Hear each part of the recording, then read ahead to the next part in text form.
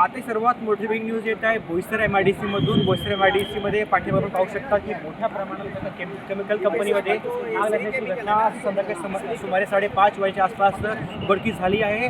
UK aeronautic प्लॉटमध्ये असलेल्या एका chemical कंपनीमध्ये ही आग लागण्याची घटना आपण पाहू शकता. पाठीमागे आगीचा मोठा गुबार आणि तांडव देखील आपला पाठीमागे आपण स्पष्टपणे पाहू शकता. सध्या ही आग लागण्याची घटना कशा प्रकारे घडली आहे याच्यापर्यंत आता खुलासा झालेला मिळत नाही.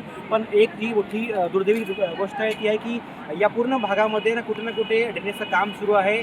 दोन्ही बाजूने काम सुरू असल्या कारणामुळे आणि संध्याकाळी मोठ्या प्रमाणात लोकांची कंपनीच्या सुटण्याच्या कारणामुळे जी MIDCची जी दमकलची गाडी आहे ती त्या तातडीने इकडे पोहोचू शकत नाही. म्हणून ही मोठी एक दुर्दैवाची गोष्ट आहे. या पूर्ण घटनेचं स्पष्टीकरण आता समोर आलेलं नाही मिळत. जीवहानी झाली आहे की नाही याच्याही आतापर्यंत खुलासा झालेला मिळत नाही. केमिकल कंपनी आहे. सुरुवातीला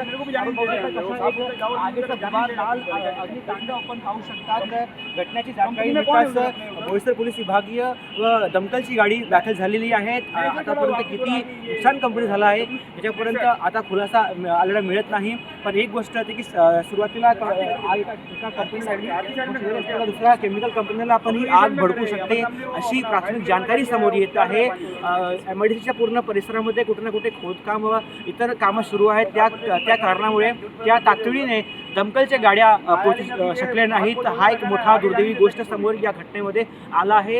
आग कशा प्रकारे लागली, काय कारण होता याच्यापर्यंत आता जानकारी समोर आलेली मिळत नाही. आपण पाहू शकता की आता पण दमकलच्या समान गाड्या या तांडवच्या रोखण्यासाठी दाखल झालेल्या आहेत.